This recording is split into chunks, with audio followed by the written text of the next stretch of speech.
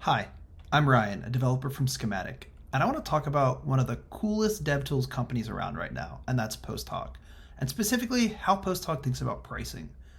So PostHog thinks about pricing differently than most people, and I think it's really cool. Their core three pricing plans look a little different than the traditional good, better, best because they're actually free, and then quite expensive. But the way they think about this is different, and it has a lot to teach us. So they start with a totally free plan, no credit card required, and they actually give away a fair amount of stuff for free. But then if you want to upgrade, you're actually upgrading to a also free plan, which is a little weird, but it does two things. One, they take a credit card from you.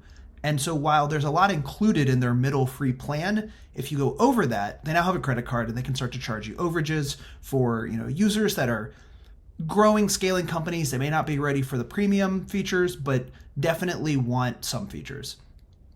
But the other thing it gives them is it gives them basically like a higher intent to buy, or at least intent to use.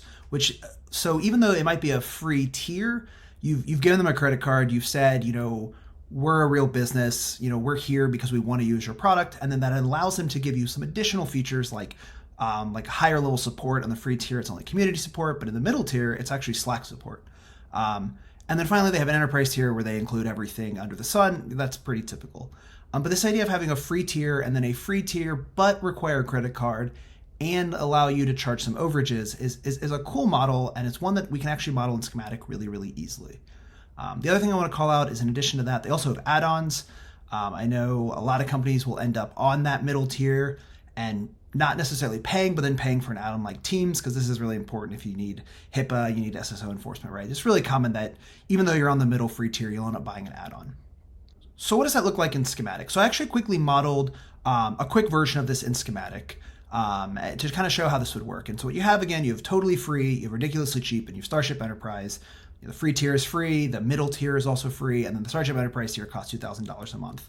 And to show this off, I actually added a session replace feature to each of them. And then, actually, let's look at it. It's a little easier to see from here. For session replays on the totally free plan, maybe you only get 100 a month. This isn't the real number they give you. They give you far more than this, but for demo purposes, it's 100 a month, and that's all you get. But in the middle plan, they're free, but you actually get more. So instead of 100, you get 1,000 a month for free. And then if you go over that, we'll charge you a penny per each session replay. Again, the PostHog numbers are much lower than this, but this is just a demo. And then finally, at the highest level, it's unlimited, right? Because you're paying enterprise fare. And the other thing I want to call out is how easy you can model this idea of add-ons, right? So along with these three plans, we also have an add-on.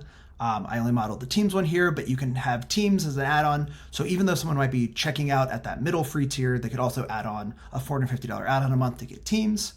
And this kind of rounds out what it would take to build a pricing model like PostHog's. To wrap it all up, PostHog is a cool company doing a lot of really interesting things in the DevTool space. And I think this idea of having a free tier and then a free tier that requires a credit card is a really interesting way to kind of segment out the companies who may not need all of the paid services today, but are going to be the companies buying from you a quarter from now, 2 quarters from now, 3 quarters from now, so that you can focus on them, so you can provide them better support, and so that you can really nurture those accounts so that they're going to be growing ARR in the future. Thanks.